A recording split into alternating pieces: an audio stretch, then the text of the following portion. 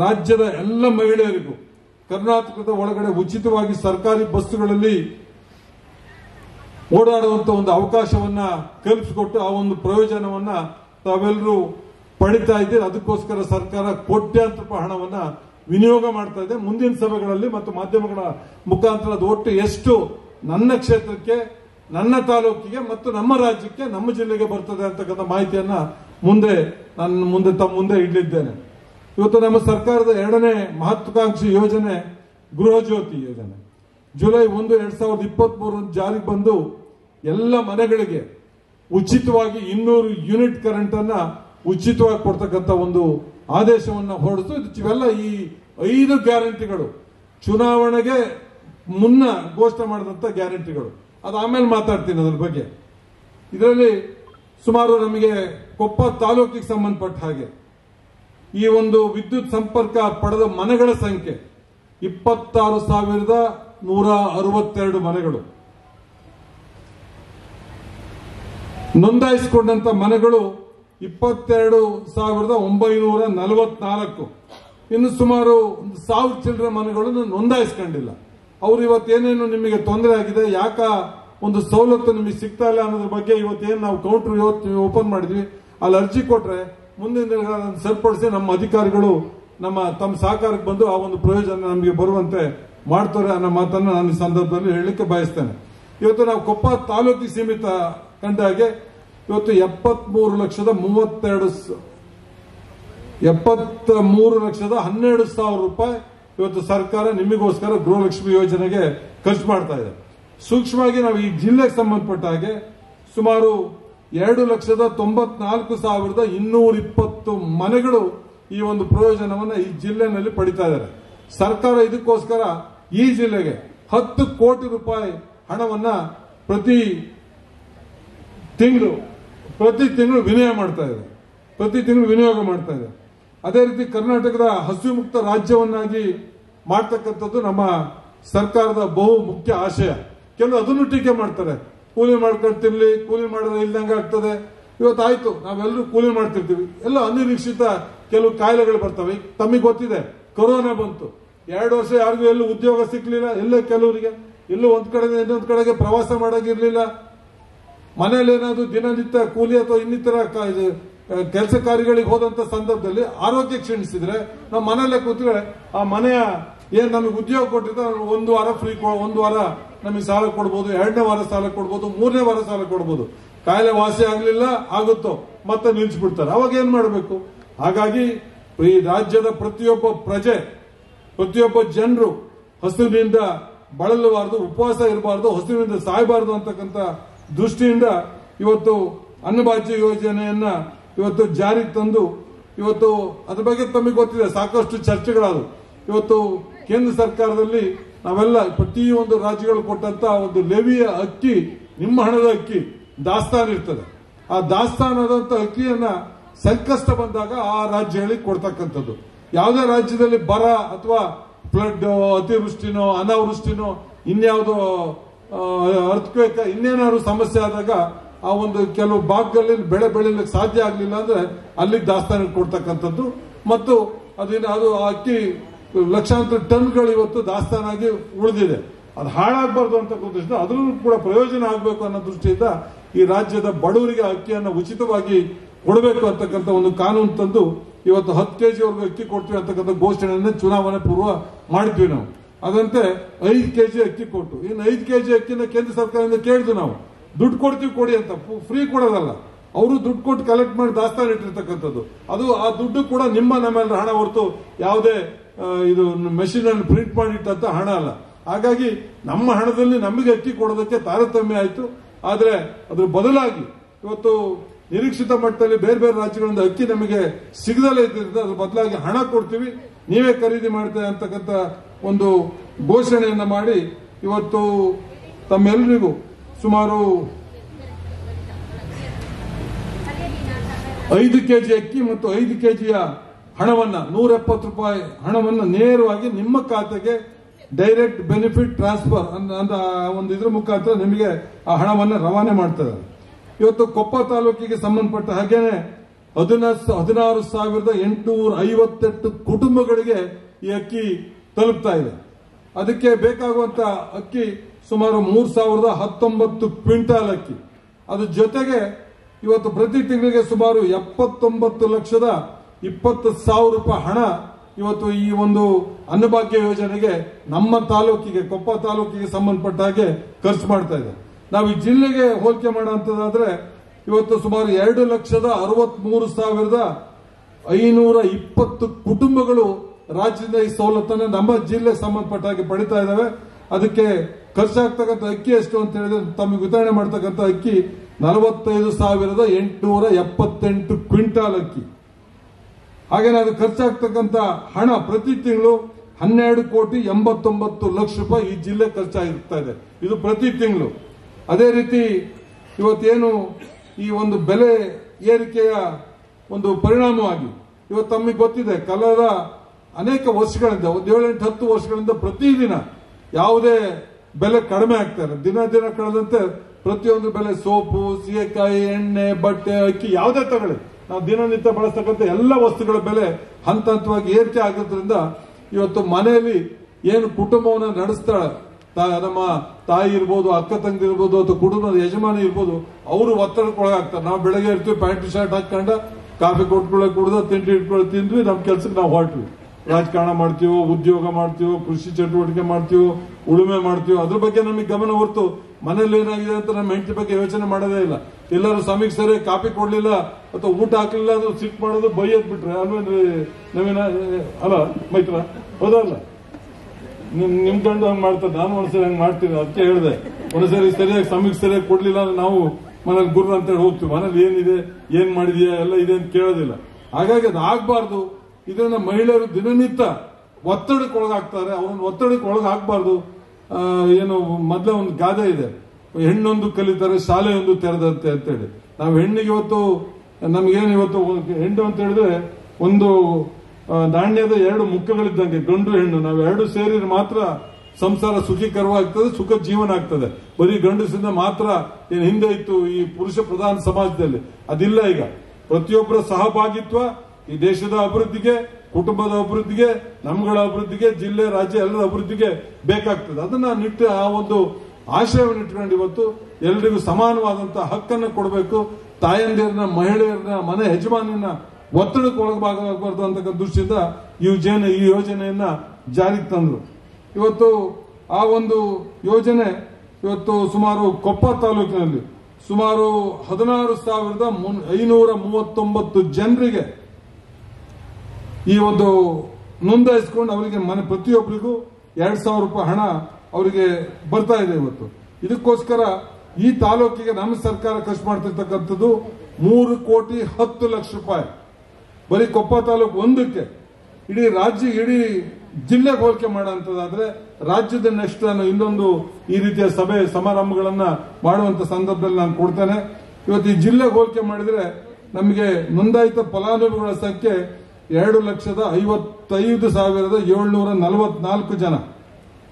ಅದರಲ್ಲಿ ಈ ಜಿಲ್ಲೆಗೆ ಸಂಬಂಧಪಟ್ಟಂಗೆ 49 ಕೋಟಿ ರೂಪಾಯಿ ಹಣವನ್ನ ಪ್ರತಿ ತಿಂಗಳು ಸರ್ಕಾರ ನಮಗೋಸ್ಕರ ಖರ್ಚು ಮಾಡಿ. ನಮ್ಮ ತಾಲೂಕಿನಲ್ಲಿ ಸುಮಾರು 16,539 ಫಲಾನುಭವಿಗಳು ಈ ಒಂದು ಯೋಜನೆಯಲ್ಲಿ ಆಯ್ಕೆಯಾಗಿದ್ದಾರೆ. ಇನ್ನೂ ಕೂಡ ಸುಮಾರು 1,000 ಜನಕ್ಕೆ ಈ ಒಂದು ಯೋಜನೆಯಲ್ಲಿ ಒಳಗೊಳ್ಳಲಿಕ್ಕೆ ತಾಂತ್ರಿಕ ಸಮಸ್ಯೆಗಳಿಂದ ಸಾಧ್ಯ ಆಗಿರುವುದಿಲ್ಲ. ಅದಕ್ಕೋಸ್ಕರ ಇನ್ನು ಈ ರೀತಿಯ ಸಮಾವೇಶಗಳನ್ನು ಆಯೋಜನೆ ಮಾಡಿ, ಇಲ್ಲಿ ಕ್ಯಾಂಪ್ಗಳನ್ನು ಮಾಡಿ ತಮ್ಮ ಸಮಸ್ಯೆಗಳನ್ನು ಬಗೆಹರಿಸಲಿಕ್ಕೋಸ್ಕರನೇ ಈ ರೀತಿಯ ಸಮಾವೇಶಗಳನ್ನು ಆಯೋಜನೆ ಮಾಡಿದ್ದಾರೆ. ಹಾಗೆ ಅನ್ನಭಾಗ್ಯ ಯೋಜನೆ, ಪ್ರತಿಯೊಂದು ಕುಟುಂಬ ಕೂಡ ಹಸುವಿನೊಂದಿಗೆ ಮಲಗಬಾರದು ಅನ್ನೋ ಒಂದು ದೃಷ್ಟಿಯಿಂದ ಸರ್ಕಾರ ಪ್ರತಿ ಕುಟುಂಬಕ್ಕೆ 10 ಕೆಜಿಯ ಅಕ್ಕಿಯನ್ನ, ಅಂದ್ರೆ ಪ್ರತಿ ತಲಾ ವ್ಯಕ್ತಿಗೆ 10 ಕೆಜಿ ಅಂತೆ 5 ಕೆಜಿ ಅಕ್ಕಿ ಮತ್ತೆ 5 ಕೆಜಿ ಅಕ್ಕಿಯ ಹಣವನ್ನ ಪ್ರತಿ ಒಬ್ಬ ವ್ಯಕ್ತಿಗೆ ಹಾಕುವ ಮೂಲಕ ಅವರಿಗೆ ಹಸುವಿನಿಂದ ಮುಕ್ತವಾದ ಕರ್ನಾಟಕ ನಿರ್ಮಾಣ ಮಾಡಬೇಕನ್ನೋ ಈ ಒಂದು ಯೋಜನೆಯ ಉದ್ದೇಶ. ಹಾಗೆ ಗೃಹ ಜ್ಯೋತಿ ಪ್ರತಿ ಕುಟುಂಬಕ್ಕೆ 200 ಯೂನಿಟ್ಗಳ ವಿದ್ಯುತ್ತನ್ನ ಉಚಿತವಾಗಿ ನೀಡುವಂತಹ ಒಂದು ಕ್ರಾಂತಿಕಾರಕ ಘೋಷಣೆಯನ್ನ ಬಹುಶಃ ಯಾರು ಕೂಡ ಏನು ಮಾಡಿರ್ಲಿಕ್ಕಿಲ್ಲ. 200 ಯೂನಿಟ್ ಉಚಿತ ಯೋಜನೆ ಕೊಡ್ತಾರಂದ್ರೆ ಸುಮಾರು ಜನ ಇದು ಬೇಡ ಇತ್ತ ಅಂದವರೇ ಜಾಸ್ತಿ. ಆದ್ರೂ ಕೂಡ ಸರ್ಕಾರ ಬಡವರ ಒಂದು ಹಿತಕ್ಕಾಗಿ ಈ ಒಂದು ಯೋಜನೆಯನ್ನ ಜಾರಿಗೆ ತಂದು 200 ಯೂನಿಟ್ಗಳವರೆಗೆ ಉಚಿತವಾಗಿ ಕೊಡುವಂತ ಒಂದು ಕಾರ್ಯಕ್ರಮವನ್ನು ಮಾಡಿದೆ. ಇದರಲ್ಲಿ ಸುಮಾರು 23,000 ಕುಟುಂಬಗಳು ನಮ್ಮ ತಾಲೂಕಿನಲ್ಲಿ ಫಲಾನುಭವಿಗಳಾಗಿದ್ದಾರೆ. ಹಾಗೆ ಶಕ್ತಿ ಯೋಜನೆ ತಮ್ಮೆಲ್ಲರಿಗೂ ಗೊತ್ತು, ಮಹಿಳೆಯರಿಗೆ ಬಹುಶಃ ಕರ್ನಾಟಕದ ಎಲ್ಲ ತೀರ್ಥಯಾತ್ರೆಗಳಿಗೆ ಹಾಗೆ ಟೂರಿಸಂ ಪ್ಲೇಸ್ಗಳಿಗೆ ಮಹಿಳೆಯರು ದಂಡಾಗಿ ಹೋಗ್ತಿರೋದು ಎಲ್ಲಾ ಪತ್ರಿಕೆಗಳನ್ನು ನಾವು ನೋಡ್ತಾ ಇರ್ತೀವಿ. ಶಕ್ತಿ ಯೋಜನೆ ಬಂದ ನಂತರ ಮಹಿಳೆಯರಿಗೆ ನಿಜವಾಗ್ಲೂ ಶಕ್ತಿ ಬಂದ ಹಾಗಾಗಿದೆ. ಈ ಯೋಜನೆಯಲ್ಲಿ ಎಲ್ಲಾ ಮಹಿಳೆಯರು ಕೂಡ ಸಾರ್ವತ್ರಿಕವಾಗಿ ಫಲಾನುಭವಿಗಳು. APL BPL ಯಾವುದೆಲ್ಲ ಆಧಾರ್ ಕಾರ್ಡ್ ಕೊಟ್ಟರೆ ಸಾಕು, ಎಲ್ಲರೂ ಕೂಡ ಇದರಲ್ಲಿ ಫಲಾನುಭವಿಗಳಾಗಲಿಕ್ಕೆ ಸಾಧ್ಯತೆ. ಹಾಗೆ ಇನ್ನೊಂದು ಅಂತಿಮವಾದ 5ನೇ ಯೋಜನೆ ಯುವ ನಿಧಿ ಯೋಜನೆ. ಯಾವುದೇ ಒಬ್ಬ ವಿದ್ಯಾರ್ಥಿ ಡಿಗ್ರಿ ಅಥವಾ ಡಿಪ್ಲೊಮಾವನ್ನು ಮುಗಿಸಿ ನಿರುದ್ಯೋಗಿಯಾಗಿ 3 ವರ್ಷಗಳ ಕಾಲ ಇದ್ರೆ ಅವರಿಗೆ 3,000 ರೂಪಾಯಿ ಪ್ರತಿ ತಿಂಗಳ ಸಹಾಯಧನವನ್ನು ನೀಡುವ ಮೂಲಕ ಅವರಿಗೆ ಉತ್ತೇಜನವನ್ನು ನೀಡಲಿಕ್ಕೆ ಒಂದು ತಂದಂತ ಯೋಜನೆ. ಇದು 5ನೇ ಯೋಜನೆ ಆಗಿದೆ. ಎಲ್ಲ ಯೋಜನೆಗಳನ್ನ ಜಾರಿಗೆ ತರೋದಷ್ಟೇ ಅಲ್ಲ, ಅವುಗಳನ್ನ ಸಮರ್ಪಕವಾದ ಅನುಷ್ಠಾನ ಆಗ್ತಿದೆಯಾ ಅಂತೇಳಿ ಮೇಲ್ವಿಚಾರಣೆ ಮಾಡಲಿಕ್ಕೋಸ್ಕರ ರಾಜ್ಯ ಮಟ್ಟದಲ್ಲಿ, ಜಿಲ್ಲಾ ಮಟ್ಟದಲ್ಲಿ ಹಾಗೆ ತಾಲೂಕು ಮಟ್ಟದಲ್ಲಿ ಸಮಿತಿಗಳನ್ನ ರಚನೆ ಕೂಡ ಸರ್ಕಾರ ಆದೇಶ ಮಾಡಿದೆ. ಇನ್ಮುಂದೆ ನಿಮಗೆ ತಾಲೂಕು ಮಟ್ಟದಲ್ಲಿ ಒಂದು ಸಮಿತಿ ಇದಕ್ಕೋಸ್ಕರನೇ ತಾಲೂಕು ಪಂಚಾಯಿತಿ ಆವರಣದಲ್ಲಿ ಕಾರ್ಯನಿರ್ವಹಣೆ ಮಾಡಲಿಕ್ಕೋಸ್ಕರ ಸದ್ಯದಲ್ಲೇ ಮಾಡ್ತಾ ಇದ್ದಾರೆ. ಅದರ ಉದ್ದೇಶ ಈ ರೀತಿಯ 5 ಗ್ಯಾರಂಟಿ ಯೋಜನೆಗಳಲ್ಲಿ ಯಾರು ವಂಚಿತರಾಗಿದ್ದಾರೆ ಅಥವಾ ಅವರಿಗೆ ಯಾವುದೇ ರೀತಿಯ ತಾಂತ್ರಿಕ ಸಮಸ್ಯೆಗಳಾದ್ರೆ ಮತ್ತೆ ಅವರಿಂದ ಯಾವ್ದಾದ್ರು ಫೀಡ್ಬ್ಯಾಕ್, ಸಲಹೆ ಸೂಚನೆಗಳಿದ್ರೆ ಅದನ್ನ ಸರ್ಕಾರಕ್ಕೆ ತಿಳಿಸುವಂತ ಒಂದು ಉದ್ದೇಶ ಇದೆ. ಇದಕ್ಕೋಸ್ಕರ ಜನಪ್ರತಿನಿಧಿಗಳು ಸೇರಿದಂತೆ ಅಧಿಕಾರಿಗಳ ಒಂದು ತಂಡನ ಆಯ್ಕೆ ಮಾಡಿ ತಾಲೂಕು ಮಟ್ಟದಲ್ಲಿ ಮತ್ತೆ ಜಿಲ್ಲಾ ಮಟ್ಟದಲ್ಲಿ, ರಾಜ್ಯ ಮಟ್ಟದಲ್ಲಿ ಕಾರ್ಯನಿರ್ವಹಣೆ ಮಾಡುವಂತ ಒಂದು ವ್ಯವಸ್ಥೆ ಕೂಡ ಮಾಡಿದೆ. ಅದಲ್ಲದೆ ಸರ್ಕಾರ ಈ ರೀತಿಯ ಸಮಾವೇಶಗಳ ಆಯೋಜನೆ ಮಾಡಬೇಕು, ಗ್ರಾಮ ಪಂಚಾಯಿತಿ ಮಟ್ಟಗಳಲ್ಲಿ ಕ್ಯಾಂಪ್ಗಳನ್ನು ಆಯೋಜನೆ ಮಾಡಬೇಕಂತ ನಾವೀಗಾಗಲೇ ಅನೇಕ ಕ್ಯಾಂಪ್ಗಳನ್ನ ಗ್ರಾಮ ಪಂಚಾಯಿತಿಗಳಲ್ಲೂ ಕೂಡ ಮಾಡಿ ಸಾಕಷ್ಟು ಸಮಸ್ಯೆಗಳನ್ನ ಅಲ್ಲಿ ಆಧಾರ್ ಮ್ಯಾಪಿಂಗ್ ಅಲ್ಲಿ ಸಮಸ್ಯೆ ಆಗಿರುವಂತಿರ್ಬೋದು, ಅಕೌಂಟ್ ಸಮಸ್ಯೆ ಇರ್ಬೋದು, ಈ ರೀತಿಯ ಸಮಸ್ಯೆಗಳನ್ನ ಬಗೆಹರಿಸಲಿಕ್ಕೆ ನಾವು ವ್ಯವಸ್ಥೆ ಮಾಡಿದ್ವಿ. ಇವತ್ತು ಕೂಡ ಈ ಕ್ಯಾಂಪ್ನಲ್ಲಿ, ಈ ಸಮಾವೇಶದಲ್ಲಿ ನಾವು ಗೃಹಲಕ್ಷ್ಮಿ ಯೋಜನೆಗಾಗಿ 3 ಕೌಂಟರ್ಗಳನ್ನು ತೆಗೆದಿದ್ದೇವೆ. ಹಾಗೆ ಅನ್ನಭಾಗ್ಯ ಯೋಜನೆಗೆ 1 ಕೌಂಟರ್, ಮತ್ತೆ ಯುವ ನಿಧಿ ಮತ್ತೆ ಗೃಹ ಜ್ಯೋತಿ ಯೋಜನೆಗೆ 1 ಕೌಂಟರ್ಗಳನ್ನು ತೆಗೆದಿದ್ದೀವಿ. ಈಗ ಪ್ರತಿ ಯೋಜನೆಗೂ ಕೂಡ ಒಂದು ಸಪರೇಟ್ ಕೌಂಟರ್ಗಳನ್ನು ತೆಗೆದು ಅಲ್ಲಿ ಹೊಸದಾಗಿ ಅರ್ಜಿ ಹಾಕುವಂತವರಿಗೆ ಗ್ರಾಮವನ್ನಲ್ಲಿ 3 ಗ್ರಾಮ ಕೌಂಟರ್ಗಳನ್ನು ಕೂಡ ಈ ಸಂದರ್ಭದಲ್ಲಿ ತೆಗೆದಿದ್ದೀವಿ. ಅದೇ ರೀತಿಯಲ್ಲಿ ಪೋಸ್ಟ್ ಆಫೀಸ್ನಲ್ಲಿ 0 ಬ್ಯಾಲೆನ್ಸ್ ಅಕೌಂಟ್ ಮಾಡಲಿಕ್ಕೆ 1 ಕೌಂಟರ್ಗಳನ್ನು ಕೂಡ ಇವತ್ತು ತೆಗೆದಿದ್ದೀವಿ. ಬೆಳಗ್ಗೆಯಿಂದ ಸಾಕಷ್ಟು ಜನ ಅಲ್ಲಿ ನೋಂದಾಯಿಸಿದ್ದೀರಾ. ಈಗ ಈ ವೇದಿಕೆ ಕಾರ್ಯಕ್ರಮ ಮುಗಿದ ನಂತರ ಮತ್ತೆ ಆ ಕೌಂಟರ್ಗಳಿಗೆ ನಾವು ಚಾಲನೆ ಕೊಡ್ತೀವಿ. ತಾವೆಲ್ಲರೂ ವೇದಿಕೆ ಕಾರ್ಯಕ್ರಮದ ನಂತರ ಅಲ್ಲಿಗೆ ಹೋಗ್ಬಿಟ್ಟು ತಮ್ಮ ಸಮಸ್ಯೆಗಳನ್ನ ಇತ್ಯರ್ಥಪಡಿಸಿಕೊಳ್ಬಹುದು. ಇದು ಇವತ್ತಿಗೆ ಮುಗಿದೋಗುತ್ತೆ ಅಂತಲ್ಲ, ಇನ್ನು ಮುಂದಿನ ದಿವಸಗಳಲ್ಲಿ ನಾನು ಈಗಾಗಲೇ ಹೇಳಿದಾಗೆ ತಾಲೂಕು ಮಟ್ಟದ ಸಮಿತಿ ತಾಲೂಕ್ ಪಂಚಾಯತ್ ಆವರಣದಲ್ಲಿ ಕೆಲಸ ನಿರ್ವಹಿಸುತ್ತದೆ. ಹಾಗೆ ಸಂಬಂಧಪಟ್ಟ ಇಲಾಖೆಯ ಅಧಿಕಾರಿಗಳು ಕೂಡ ಇದ್ದಾರೆ. ಈ ಕಾರ್ಯಕ್ರಮದ ಕೊನೆಯ ಹಂತದಲ್ಲಿ ಅವ್ರ ಜೊತೆ ಕೂಡ ತಾವು ಯಾವ್ದಾದ್ರು ಸಮಸ್ಯೆ ಇದ್ರೆ ಕೆಲವು ಸಮಸ್ಯೆಗಳನ್ನು ಅವ್ರ ಜೊತೆ ಡಿಸ್ಕಸ್ ಮಾಡ್ಲಿಕ್ಕೆ ಕೂಡ ಅವಕಾಶ ಇದೆ. ಈ ರೀತಿಯಾಗಿ ಮತ್ತೆ ಇದಕ್ಕೆ ನಮ್ಮ ಶಾಸಕರ ಒತ್ತಾಸೆ ಮತ್ತು ಅವರ ಒಂದು ಸೂಚನೆ ಕೂಡ ಈ ಒಂದು ಕಾರ್ಯಕ್ರಮನ ಯಶಸ್ವಿಯಾಗಿ ಮಾಡಬೇಕು ಅನ್ನೋ ದೃಷ್ಟಿಯಲ್ಲಿ ಪ್ರತಿ ಗ್ರಾಮ ಪಂಚಾಯತಿಯಿಂದ ಯಾರ್ಯಾರು ಸಮಸ್ಯೆಯಿಂದ ಇದ್ದಾರೆ ಅವರೆಲ್ಲರನ್ನೂ ಕರೆಸಿ ಅಂತ ನಮಗೆ ಸೂಚನೆ ಕೊಟ್ಟು ಈ ಒಂದು ಕಾರ್ಯಕ್ರಮಕ್ಕೆ ಅವರ ಬಿಡುವಿಲ್ಲದ ವೇಳೆಯಲ್ಲಿ ಇವತ್ತು ಭಾನುವಾರ ಆದ್ರೂ ಕೂಡ ಮಾಡೋಣ ಅಂತ ಹೇಳಿ ಅವ್ರು ನಮಗೆಲ್ಲ ಸೂಚನೆ ಕೊಟ್ಟಿದ್ರಿಂದ ಒಂದು ಈ ಕಾರ್ಯಕ್ರಮನ ಆಯೋಜನೆ ಮಾಡಿದ್ದೀವಿ. ತಾವೆಲ್ಲರೂ ತುಂಬಾ ಉತ್ಸಾಹದಿಂದ ಭಾಗವಹಿಸಿದ್ದೀರಾ. ಈ ಒಂದು ಸಮಾವೇಶದ ಸಫಲತೆ ಎದ್ದು ಕಾಣ್ತದೆ ತಮ್ಮೆಲ್ಲರ ಹಾಜರಿ. ತಾವೆಲ್ಲ ಈ ಒಂದು ಸಮಾವೇಶದ ಅನುಕೂಲವನ್ನು ಪಡೀರಿ ಅಂತ ಹೇಳ್ತಾ, ತಮ್ಮೆಲ್ಲರಿಗೂ ಮಧ್ಯಾಹ್ನ ಊಟದ ವ್ಯವಸ್ಥೆ ಇದೆ, ಯಾರು ಕೂಡ ಹಾಗೆ ಹೋಗ್ಬೇಡಿ. ಎಲ್ಲರಿಗೂ ಊಟದ ವ್ಯವಸ್ಥೆನ ಮಾಡಿದ್ದೀವಿ. 1 ಗಂಟೆ ಮಾತ್ರ ಈ ಪ್ರೋಗ್ರಾಮ್ ಇರ್ತದೆ. 1 ಗಂಟೆ ನಂತರ ನಾವು ಊಟವನ್ನು ಕೊಡ್ತೇವೆ. ಶಾಸಕರು ಕೂಡ ಅದನ್ನು ಒತ್ತಿ ಹೇಳ್ತಿದ್ದಾರೆ, ಯಾರು ಕೂಡ ಉಪವಾಸ ಹೋಗಬಾರ್ದು. ಎಲ್ರಿಗೂ ಸಾಕಷ್ಟು ಕುಡಿಯ ನೀರಿನ ವ್ಯವಸ್ಥೆ, ಊಟದ ವ್ಯವಸ್ಥೆ, ನೆರಳಿನ ವ್ಯವಸ್ಥೆ ಎಲ್ಲ ಮಾಡಿ ಅಂತ ಹೇಳಿದ್ದಾರೆ. ಹಾಗೆ ಆರೋಗ್ಯ ತಪಾಸಣೆ ಕೂಡ ಒಂದು ಆರೋಗ್ಯ ಇಲಾಖೆ ಕೌಂಟರ್ಗಳನ್ನು ಕೂಡ ತೆಗೆದಿದ್ದೀವಿ ನಾವು. ಯಾರಾದ್ರೂ ಆರೋಗ್ಯ ತಪಾಸಣೆ ಮಾಡಬೇಕಂದ್ರೆ BP, ಶುಗರ್ ಈ ತರ ಹೆಲ್ತ್ ಚೆಕ್ಅಪ್ ಕೂಡ ಮಾಡಲಿಕ್ಕೆ ಒಂದು ಆರೋಗ್ಯ ತಪಾಸಣೆ ಕೌಂಟರ್ ಕೂಡ ಇದೆ. ಇದರ ಸದ್ಬಳಕೆಯನ್ನ ತಾವೆಲ್ಲರೂ ಮಾಡ್ಕೊಳ್ಬೇಕು ಹೇಳ್ತಾ ನನಗೆ ಪ್ರಾಸ್ತಾವಿಕವಾಗಿ ಒಂದು ಮಾತಾಡಲಿಕ್ಕೆ ಅವಕಾಶ ಕೊಟ್ಟಂತ ತಮ್ಮೆಲ್ಲರಿಗೂ ವಂದಿಸಿ ನನ್ನ ಮಾತುಗಳನ್ನು ಮುಗಿಸ್ತೀನಿ. ಧನ್ಯವಾದ. ಹಲವಾರು ಜನ ಸೋದರಿಯರಿಗೆ, ಕಾರ್ಮಿಕರಿಗೆ, ಬಡವರಿಗೆ, ಶ್ರಮಿಕರಿಗೆ, ಹಿಂದುಳಿದವರಿಗೆ, ಅಸ್ಪೃಶ್ಯರಿಗೆ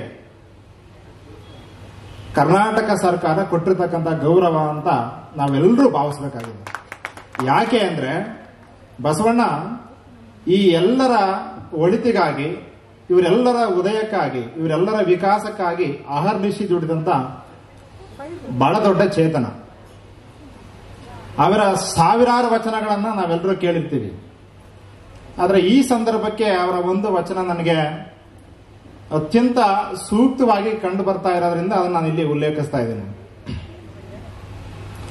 ಕಾಗೆಯೊಂದಗುಳ ಕಂಡರೆ ಕರೆಯದೇ ತನ್ನ ಬಳಗವನ್ನೆಲ್ಲ, ಕೋಳಿಯೊಂದು ಕುಟುಕ ಕಂಡರೆ ಕೂಗಿ ಕರೆಯದೇ ತನ್ನ ಕುಲವನ್ನೆಲ್ಲ, ಶಿವಭಕ್ತನಾಗಿ ಭಕ್ತಿ ಪಕ್ಷವಾಗಿಲ್ಲದಿದ್ದಡೆ ಕಾಗೆ ಕೋಳಿಗಿಂತ ಕರಕಷ್ಟ ನೋಡ ಕೂಡಲ ಸಂಗಮ ದೇವ. ಯಾರ ಪಕ್ಷವಾಗಿ ಇರಬೇಕು ಅನ್ನೋದನ್ನ ಬಸವಣ್ಣ ಹೇಳ್ತಿದ್ದಾನಂದ್ರೆ, ನಮ್ಮ ಬಹುತೇಕ ದಾರ್ಶನಿಕರು ನಮ್ಮ ಪೂರ್ವದ ಕಥೆಗಳು ಪ್ರಾಣಿಗಳ ಮೂಲಕ, ಪಕ್ಷಿಗಳ ಮೂಲಕ ಬೇರೆ ಬೇರೆ ರೂಪಕಗಳನ್ನ ಬಳಸ್ಕೊಂಡು ಮನುಷ್ಯನಿಗೆ ಬುದ್ಧಿ ಹೇಳ್ತಕ್ಕಂಥ ಅನಿವಾರ್ಯವನ್ನು ಸೃಷ್ಟಿ ಮಾಡಿದೆ ನಮ್ಮ ಸಮಾಜ. ಅವನು ಶಿವಭಕ್ತನಾಗಿ ಭಕ್ತಿ ಪಕ್ಷವಾಗಿಲ್ಲದಿದ್ದಡೆ ಅಂತ ಬಸವಣ್ಣ ಮಾತಾಡ್ತಾರೆ. ಇಲ್ಲಿ ಯಾವುದು ಭಕ್ತಿ ಪಕ್ಷ? ಶ್ವೇತ ವಸ್ತ್ರಧಾರಿಯಾಗಿ ಸುಗಂಧ ಪುಷ್ಪಗಳನ್ನು ಹಿಡ್ಕೊಂಡು ವಿಗ್ರಹದ ಮುಂದೆ ನಿಲ್ತಕ್ಕಂಥದ್ದು ಎಷ್ಟು ಮಟ್ಟಿಗೆ ಪವಿತ್ರವಾದ ಭಕ್ತಿಯೋ, ಪೊರಕೆಯನ್ನ ಹಿಡಿದು ಇಡೀ ನಗರವನ್ನ ಸ್ವಚ್ಛ ಮಾಡುವ ಪೌರ ಕಾರ್ಮಿಕರದ್ದು ಕೂಡ ಅಷ್ಟೇ ಪವಿತ್ರವಾದ ಭಕ್ತಿ.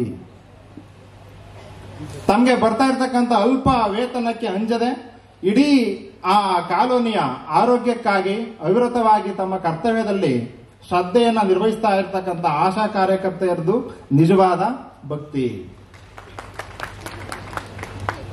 ಅಡಿಗೆ ಮನೆಯಲ್ಲಿ ಯಾವುದೇ ಒಂದು ಪರಿಕರ ಇಲ್ಲಂದ್ರೂ ಪರವಾಗಿಲ್ಲ, ನನ್ನ ಮನೆಯ ಎಲ್ಲ ಸದಸ್ಯರಿಗೆ ಸುಗ್ರಾಸವಾದ ಭೋಜನವನ್ನ ಮಾಡಿ ಬಡಿಸಬೇಕು ಅಂತ ಪಣವನ್ನ ತೊಟ್ಟು ರುಚಿಕರವಾದ ಅಡುಗೆಯನ್ನ ಮಾಡುವ ನಿಟ್ಟಿನಲ್ಲಿ ಅಡುಗೆ ಮನೆಯಲ್ಲಿ ತಲ್ಲೀನಳಾಗಿರ್ತಕ್ಕಂಥ ಹೆಣ್ಣು ಮಗಳದು ನಿಜವಾದ ಭಕ್ತಿ.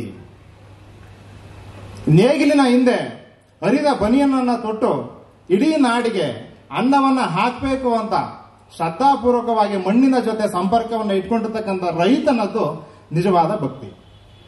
ಸೊ ತಥಾಕಥಿತವಾಗಿರ್ತಕ್ಕಂಥ ಸಂಗತಿಗಳು ಇವುಗಳನ್ನ ತುಚ್ಛೀಕರಿಸಿ ಅಥವಾ ಇವುಗಳನ್ನ ನಗಣ್ಯಗೊಳಿಸಿ ಮಾತನಾಡ್ತಿದ್ದಂಥ ಸಂದರ್ಭದಲ್ಲಿ ಕಾಗೆಗಳಿಂದ ಹಂಚಿ ತಿನ್ನುವ ಬುದ್ಧಿಯನ್ನ, ಕೋಳಿಗಳಿಂದ ಹಂಚಿ ತಿನ್ನುವ ಬುದ್ಧಿಯನ್ನ ಬಸವಣ್ಣ 12ನೇ ಶತಮಾನದಲ್ಲಿ ಈ ಲೋಕಕ್ಕೆ ಸಾರಿದ್ದ ಅಂತಕ್ಕಂಥದ್ದು ಬಹಳ ದೊಡ್ಡ ವಿಚಾರ. ಆ ಕಾರಣಕ್ಕೆ ಕರ್ನಾಟಕ ಸರ್ಕಾರಕ್ಕೆ ಮತ್ತೊಮ್ಮೆ ನಾವೆಲ್ಲರೂ ಧನ್ಯವಾದವನ್ನು ಸಲ್ಲಿಸಬೇಕಾಗಿದೆ. ಒಂದು ಸಮಾವೇಶ ಕಾರ್ಯಕ್ರಮವನ್ನು ಹಮ್ಮಿಕೊಂಡಿದ್ದೇವೆ. ಈ ದಿನ ಕಾರ್ಯಕ್ರಮದ ಅಧ್ಯಕ್ಷತೆಯನ್ನು ವಹಿಸಿರುವಂತಹ ನಮ್ಮೆಲ್ಲರ ನೆಚ್ಚಿನ ಶೃಂಗೇರಿ ಕ್ಷೇತ್ರದ ಶಾಸಕರಾದಂತಹ ರಾಜೇಗೌಡರವರೇ, ಹಾಗೆ ವೇದಿಕೆಯಲ್ಲಿರುವಂತಹ ಎಲ್ಲ ಗಣ್ಯ ವ್ಯಕ್ತಿಗಳೇ, ಆಗಮಿಸಿರುವಂತಹ ಎಲ್ಲ ಅಧಿಕಾರಿ ವರ್ಗದವರೇ, ಫಲಾನುಭವಿಗಳೇ ಹಾಗೂ ಸ್ನೇಹಿತರೆ, ಈ ಶಕ್ತಿ ಯೋಜನೆ ಇದರ ಬಗ್ಗೆ ನಾನೊಂದು 2 ಅನಿಸಿಕೆಗಳನ್ನು ನಿಮ್ಮ ಮುಂದೆ ಹಂಚಿಕೊಳ್ಳಿಕ್ಕೆ ಇಷ್ಟಪಡ್ತೇನೆ. ನನ್ನ ಅನುಭವದಲ್ಲಿ ನಾನು ತುಂಬಾ ಬಡತನದಿಂದ ಮೇಲ್ ಬಂದಂತಹ ಒಬ್ಬಳು ಮಹಿಳೆ. ತುಂಬಾ ಅಂದ್ರೆ ನನಗೆ ಎಷ್ಟು ಬಡತನ ಇತ್ತು ಅಂತಂದ್ರೆ, ನಮ್ಮ ಮಗಳಿಗೆ ಆರೋಗ್ಯ ಕೆಟ್ಟಾಗ ಹಾಸ್ಪಿಟ್ಲಿಗೆ ಕರ್ಕೊಂಡು ಹೋಗ್ಬೇಕು ಅಂದ್ರೆ ನಮ್ಮ ಹತ್ರ 10 ರೂಪಾಯಿ ಇಲ್ಲ 10 ಪೈಸಾ ಕೂಡ ದುಡ್ಡು ಇರ್ತಿರ್ಲಿಲ್ಲ. ಅದಕ್ಕೆ ಬಸ್ ಚಾರ್ಜಿಗೆ ಹೋಗ್ಲಿಕ್ಕೆ ನಮ್ಗೆ ಹಣ ಇರ್ತಿರ್ಲಿಲ್ಲ ಆ ಸಮಯದಲ್ಲಿ. ಅವಾಗ ನಾವ್ ಏನ್ ಮಾಡ್ತಿದ್ವು ಅಂದ್ರೆ, ದೇವರ ಮನೆಯಲ್ಲಿ ದೇವರಿಗೆ ನಾವೇನು ಹುಂಡಿಯನ್ನು ಹಾಕ್ತಿದ್ವಿ, ಆ ಹಣವನ್ನ ತೆಗೆದು ನಾವು ಬಸ್ ಚಾರ್ಜ್ಗೆ ಕೊಟ್ಟು ನಾವು ಮಕ್ಕಳನ್ನ ಹಾಸ್ಪಿಟ್ಲಿಗೆ ಕರ್ಕೊಂಡು ಹೋದಂತ ದಿನ ಇದೆ. ಇದು ಖಂಡಿತವಾಗ್ಲೂ ಸತ್ಯ, ನಾನು ಅನುಭವಿಸಿದಂತ ನೋವು. ಆದ್ರೆ ಈಗ ಈ ಶಕ್ತಿ ಯೋಜನೆ ಬಂದ ಮೇಲೆ ಖಂಡಿತ ಯಾರಿಗೂ ಈ ಸಮಸ್ಯೆ ಇಲ್ಲ. ಅಂತ ಬಡ ಕುಟುಂಬಗಳು ಈಗ ಇಲ್ಲ ಅಂತಲ್ಲ, ಬಡತನ ಇದೆ, ಕಷ್ಟ ಇದೆ. ಆದರೆ ಶಕ್ತಿ ಯೋಜನೆ ಬಂದ ಮೇಲೆ ಎಲ್ಲರೂ ಕೂಡ ನಾವು ಫ್ರೀಯಾಗಿ ಬಸ್ಸಲ್ಲಿ ಹೋಗ್ತಾ ಇದೀವಿ. ಆ ಕಷ್ಟ ಯಾರಿಗೂ ಇಲ್ಲ. ನನಗೂ ಅಷ್ಟೇ, ನನಗೆ ನಮ್ಮ ಮಕ್ಕಳನ್ನೆಲ್ಲ ಮದುವೆ ಮಾಡಿ ಬೆಂಗಳೂರಿಗೆ ಕೊಟ್ಟಿದೀವಿ. ವರ್ಷದಲ್ಲಿ ತುಂಬಾ ಸರಿ ನಾವು ಬೆಂಗಳೂರಿಗೆ ಹೋಗ್ಬೇಕಾಗತ್ತೆ. ಒಂದ್ಸರಿ ಮಕ್ಳು ಹೇಳ್ತಾರೆ, ಅಜ್ಜಿ ಇವತ್ತು ನನ್ನ ಬರ್ಡೇ ಬಾ, ಇನ್ನೊಂದ್ಸರಿ ನನ್ನ ಸ್ಕೂಲ್ ಡೇ ಇದೆ ಬಾ ಅಂತ ಮಕ್ಳು ಕರೆದಾಗ ನಮ್ಗೆ ಹೋಗೋಕ್ ಕಷ್ಟ ಆಗ್ತಿತ್ತು. ಯಾಕೆ ಅಂದ್ರೆ ಬಸ್ ಚಾರ್ಜಿನ ಸಮಸ್ಯೆ ಆಗ್ತಿತ್ತು. ಆದ್ರೆ ಈಗ ನಾವು ಬೆಳಿಗ್ಗೆ ಮುಂಚೆ 6:30ಗೆ ಇಲ್ಲಿ ಒಂದು ಆಧಾರ್ ಕಾರ್ಡ್ ಹಿಡ್ಕೊಂಡು ಗೌರ್ಮೆಂಟ್ ಬಸ್ಸಿಗೆ ಹತ್ತಿದ್ವಿ ಅಂತಂದ್ರೆ ಮಧ್ಯಾಹ್ನ 1:30ಗೆಲ್ಲ ಬೆಂಗಳೂರಿಗೆ ಹೋಗಿರ್ತೀವಿ, ಮಗಳ ಮನೆಯಲ್ಲಿ ಊಟಕ್ಕೆಲ್ಲ ಹೋಗ್ತೀವಿ. ಇಷ್ಟೊಂದು ವ್ಯವಸ್ಥೆಯಿಂದ ನಮಗೆ ಸರ್ಕಾರ ಈ ಒಂದು ಯೋಜನೆಯಲ್ಲಿ ನಮಗೆ ಮಾಡಿಕೊಟ್ಟಿದೆ. ಹಾಗೆ ನಮ್ದೆಲ್ಲ ಒಂದು ಫ್ರೆಂಡ್ಸ್ ಗ್ರೂಪ್ ಇದೆ. ನಾವು ಅದರಲ್ಲಿ ಭಜನೆಯನ್ನ ಮಾಡ್ತೇವೆ, ಜನಪದ ಗೀತೆಯನ್ನು ಹೇಳ್ತೀವಿ. ಈ ತರ ಒಂದು ಗ್ರೂಪ್ ಇದೆ ನಮ್ದು. ನಾವು ಎಲ್ಲಿಗಾದ್ರು ಪ್ರೋಗ್ರಾಮ್ ಕೊಡ್ಲಿಕ್ಕೆ ಹೋಗ್ಬೇಕಂದ್ರೆ ನಮ್ ಮೊದಲು ಮನೇಲಿ ಸಮಸ್ಯೆ ಬರ್ತಾ ಇದ್ದು, ಅಷ್ಟೊಂದು ಬಸ್ ಚಾರ್ಜ್ ಕೊಟ್ಟು ಎಂತ ಕೋತಿರ ಮರೀತಿ ಅನ್ನೋದು ಮನೆಯಲ್ಲಿ. ಅದು ಈಗ ಹಾಗಲ್ಲ, ಆಯ್ತು ನೀವು ಬೇಗ ಬನ್ನಿ ಹೋಗಿ ಅಂತ ಕಳಿಸ್ತಾರೆ. ಯಾಕಂದ್ರೆ ಬಸ್ ಚಾರ್ಜ್ ಕೊಡೋ ಸಮಸ್ಯೆ ಯಾವ ಗಂಡಸರಿಗೂ ಇಲ್ಲ. ಇಲ್ಲಿ. ಇದು ಬರೀ ಹೆಣ್ಣಿಗೆ ಮಾತ್ರ ಉಪಯೋಗ ಆಗ್ತಾ ಇಲ್ಲ, ಎಲ್ಲ ಗಂಡಸರ ಜೇಬಲ್ಲಿ ಹಣ ಉಳಿಯಕ್ಕೆ ಉಪಯೋಗ ಆಗ್ತಿದೆ ಅಂತ ನನಗನ್ಸುತ್ತೆ. ಹಾಗೆ ಈ ಶಕ್ತಿ ಯೋಜನೆ ಬಗ್ಗೆ ಮಾತಾಡಬೇಕಾದ್ರೆ ಇನ್ನು ಹಲವಾರು ಮಾತುಗಳಿದೆ, ಆದರೆ ಈಗಾಗಲೇ ಸಮಯ ತುಂಬಾ ಆಗಿದೆ. ನಾನು ಎರಡೇ ಅನಿಸಿಕೆಯನ್ನು ಹೇಳ್ಕೊಳ್ತಿದ್ದೇನೆ. ಈ ಎಲ್ಲ ಯೋಜನೆಗಳನ್ನು ಉಪಯೋಗಿಸಿಕೊಂಡಂತಹ ಒಂದು ಕುಟುಂಬ, 4 ಗ್ಯಾರಂಟಿ ಯೋಜನೆಗಳನ್ನು ಉಪಯೋಗಿಸಿಕೊಂಡಂತ ಒಂದು ಕುಟುಂಬ ನಮ್ಮ ಮನೆಯ ಪಕ್ಕದಲ್ಲಿದೆ. ಅದನ್ನ ನಾನು ಸಣ್ಣ 1-2 ನಿಮಿಷದಲ್ಲಿ ನಿಮ್ಮೊಂದಿಗೆ ಹಂಚಿಕೊಳ್ಳಿಕ್ಕೆ ಇಷ್ಟಪಡ್ತೇನೆ. ಸಮಯದ ಅಭಾವ ಇದೆ, ಸಾರಿ, ಆದ್ರೂ ಇದನ್ನ ಹಂಚಿಕೊಳ್ಳಲೇಬೇಕು ನಿಮ್ಮೆದುರಿಗೆ ಅಂತ ನಾನು ಹೇಳ್ತಿದ್ದೇನೆ. ಏನಂದ್ರೆ ನಮ್ಮನೆಗೆ ಕೆಲಸಕ್ಕೆ ಬರ್ತಾ ಇದ್ದವಳು ನನ್ನ ಜೊತೆಗೆ, ನಾನು ಅವಳನ್ನು ಯಾವತ್ತೂ ಕೆಲಸದವಳು ಅಂತ ನೋಡ್ಲಿಲ್ಲ, ನನಗೆ ತುಂಬಾ ಆತ್ಮೀಯಳವಳು. ಕೆಲಸವನ್ನ ಮಾಡಿ ಸುಮಾರು ಅವಳ ಗಂಡಗೆ ಸುಮಾರು 60-65 ವರ್ಷ ಆಗಿದೆ, ಹೆಂಡತಿ ಒಂದು 50 ವರ್ಷದ ಮೇಲಿನವಳು. ಇಬ್ರು ಕಷ್ಟಪಟ್ಟು ದುಡಿತಾ ಇದ್ರು. 1-2.5 ತಿಂಗಳ ಹಿಂದೆ ಗಂಡನಿಗೆ ಸ್ಟ್ರೋಕ್ ಆಯ್ತು. ಪಾಪ ಹೆಂಡತಿಯು ಮನೆಯಲ್ಲಿ ಗಂಡನನ್ನ ನೋಡ್ಕೊಂಡಿರ್ಬೇಕಾಗಿದೆ. ವಯಸ್ಸೋದಂತ ತಾಯಿ ಅವ್ರ ಜೊತೆ ಇದ್ದಾರೆ, ಇಬ್ರು ಮೊಮ್ಮಕ್ಕಳನ್ನ ಹೆಂಗಸು ಸಾಕ್ತಾ ಇದ್ದಾರೆ. ಆದ್ರೆ ಅವರಿಗೆ ₹1 ಹಣ ಇಲ್ಲ. ಪಾಪ ಮಕ್ಕಳು ಅಷ್ಟೇ ಇಷ್ಟ ಏನೋ ಕೊಡ್ತಾರೆ, ನಾವೆಲ್ಲ ಅಷ್ಟೇ ಇಷ್ಟ ಕೊಟ್ಟು ಅದೆಲ್ಲ ಯಾವ್ದು ಸಾಕಾಗ್ಲಿಲ್ಲ ಅವಳಿಗೆ. ಮೊನ್ನೆ ಅಷ್ಟೇ ನಮ್ಮನೆಗೆ ಬಂದ್ಲು. ನಾನು ಅವಳಿಗೆ ಕೇಳಿದೆ, ನಮ್ಮ ದುಡ್ಡಿಗೆ ಏನ್ ಮಾಡ್ಕೊಂಡಿದ್ದಿ ನಿನಗೆ ಅಂತ. ಅವಾಗ ಅವಳು ಹೇಳಿದ ಮಾತು ಖಂಡಿತ ಎಲ್ಲರೂ ಗಮನ ಇಟ್ಟು ಕೇಳ್ಕೊಳ್ಳಿ. ಅವಳು ಹೇಳಿದ ಮಾತು, ಸರ್ಕಾರದಿಂದ ಬರುವಂತಹ ₹2,000 ಇದೆಯಲ್ಲ, ಆ ಹಣದಿಂದ ನಾನು ನನ್ನ ಗಂಡನಿಗೆ ಔಷಧಿಯನ್ನ ತಂದು ಕೊಡ್ತಾ ಇದ್ದೀನಿ. ಯೋಚನೆಯನ್ನ ಮಾಡಿ, ಒಂದು ಸಂಸಾರದಲ್ಲಿ ಆ ಮನುಷ್ಯನನ್ನು ಉಳಿಸ್ಕೊಳ್ಬೇಕಾದ್ರೆ, ಗಂಡನನ್ನ ಉಳಿಸ್ಕೊಳ್ಬೇಕಾದ್ರೆ ಅವಳು ಈ ₹2,000 ಉಪಯೋಗಿಸ್ಕೊಳ್ತಾ ಇದ್ದಾಳೆ. ಹಾಗೆ ಅಮ್ಮ, ನನಗೆ ಬಸ್ಸಿಗೆ ನೀಗ ದುಡ್ಡಿಲ್ವಲ್ಲ, ನಾನು ಗಡಿಕಲ್ಲಿಂದ ನೇರವಾಗಿ ಬಾಳೆಹೊನ್ನೂರಿಗೆ ಗವರ್ಮೆಂಟ್ ಬಸ್ ಅಲ್ಲಿ ಹೋಗ್ತೀನಿ. ಇಲ್ಲಿ ನೋಡಿ ಶಕ್ತಿ ಯೋಜನೆಯನ್ನು ಕೂಡ ಅವಳು ಉಪಯೋಗಿಸ್ಕೊಂಡ್ಲು. ಮತ್ತೊಂದು, ಈ ಅನ್ನ ಅಕ್ಕಿ ಬರುತ್ತೆ ಅವರಿಗೆ, ಅಕ್ಕಿ ಬಂದಿರಲಿ ಮಗಳ ಮನೆಯ ಅಕ್ಕಿಯನ್ನು ಕೂಡ ಇವರಿಗೆ ಕೊಡ್ತಾ ಇದ್ದಾರೆ ಅಂತ. ಅಲ್ಲಿಗೆ 40 kg ಅಕ್ಕಿ ಆಯ್ತು ಅವಳಿಗೆ ಒಂದು ತಿಂಗಳಿಗೆ. ಅದರಲ್ಲಿ ಬರುವಂತ ₹1,000 ದುಡ್ಡಲ್ಲಿ ಆ 40 kg ಅಕ್ಕಿಯಲ್ಲಿ ಆ ಸಂಸಾರ ಊಟವನ್ನ ಮಾಡ್ತಾ ಇದೆ. ಅದರಿಂದ ಬರುವಂತ ₹1,000 ದುಡ್ಡಲ್ಲಿ ಅವಳು ಮನೆಗೆ ದಿನಸಿ ವಸ್ತುಗಳನ್ನು ತಂದಿದ್ದಾಳೆ. ಇನ್ನು ಬಿಡಿ, ಗೃಹ ಜ್ಯೋತಿ ಅಂತೂ ಖಂಡಿತ ಅವರಿಗೆ ಉಪಯೋಗ ಆಗೇ ಆಗುತ್ತೆ. ಈ ಒಂದು ವಿಚಾರವನ್ನು ನಾನು ಹೇಳ್ತಿರೋದು, ಒಂದು ಕುಟುಂಬದಲ್ಲಿ ನೊಂದಿರುವ, ಕಷ್ಟದಲ್ಲಿರುವ, ಬಡತನದಲ್ಲಿರುವಂತ ಒಂದು ಕುಟುಂಬ ಈ 4 ಗ್ಯಾರಂಟಿ ಯೋಜನೆಗಳನ್ನು ಉಪಯೋಗಿಸ್ಕೊಂಡು ಇದರ ಬದುಕ್ತಾ ಇದೆ ಅಂತಂದ್ರೆ ಯೋಚನೆ ಮಾಡಿ. ಈ ಯೋಜನೆ ಎಷ್ಟು ಎಲ್ಲರಿಗೂ, ಅದರಲ್ಲೂ ಒಂದು ಮಧ್ಯಮ ವರ್ಗದವರು, ಬಡ ಕುಟುಂಬದವರಿಗೆ ಈ ಯೋಜನೆಗಳು ಎಷ್ಟೊಂದು ಉಪಯುಕ್ತವಾಗಿದೆ ಅಂತ ಇಷ್ಟು ಹೇಳ್ತಾ, ಇನ್ನು ಹೇಳಲಿಕ್ಕೆ ಯೋಜನೆಗಳ ಬಗ್ಗೆ ತುಂಬಾ ಉಪಯೋಗ ಆಗಿದ್ದಿದೆ. ಅದು ಸಮಯಾವಕಾಶ ಕಡಿಮೆ ಇರೋದ್ರಿಂದ ನಾನು ನನ್ನ ಮಾತನ್ನು ಮುಗಿಸ್ತೇನೆ.